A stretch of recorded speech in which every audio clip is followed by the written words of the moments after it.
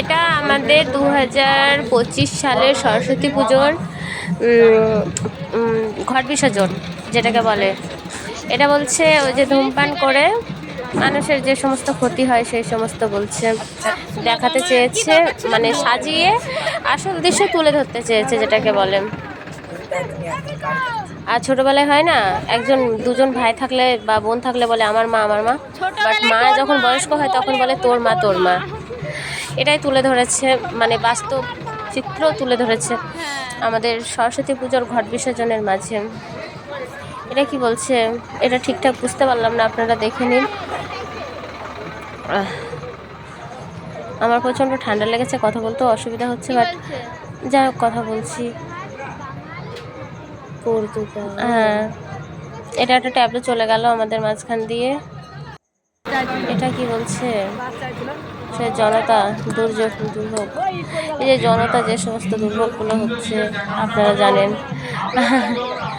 নতুন করে বলার কিছু নেই। এই ট্যাবলোটাও চলে যাচ্ছে, এবার আমাদের ট্যাবলো আসছে আমাদের মাঝখানে, যে নতুন ভারত, আগামী দিনের মহাকাশ।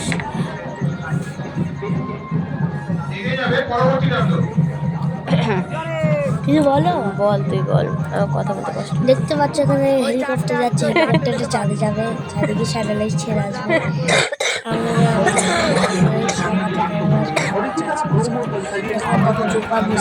এটা জোকার না, এটা হলো ওই যে স্ক্যামগুলো হচ্ছে সাইবার ক্রাইম, নানান রকম, মানে কিছু মানুষ, অসাধু মানুষ যারা সাইবার ক্রাইমে স্ক্যাম করছে, বাট সেই সমস্ত এটা তুলে ধরেছে। এটা হলো আমাদের মধ্যে যে মহান ব্যক্তি রতন টাটা, আমরা ওনাদের সম্মান জানাচ্ছি এখানে।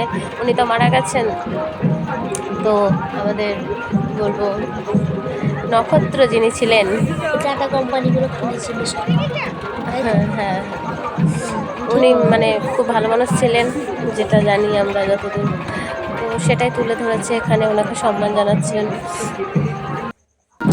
আর এটা হলো ঘট বিসর্জনে ঘট থাকবে না তা তো হতে পারে না, মঙ্গল ঘট বলা হয়। গোলাপ ফুল দিয়ে ঘরটা বানানো হয়েছে, দারুণ লাগছে দেখতে।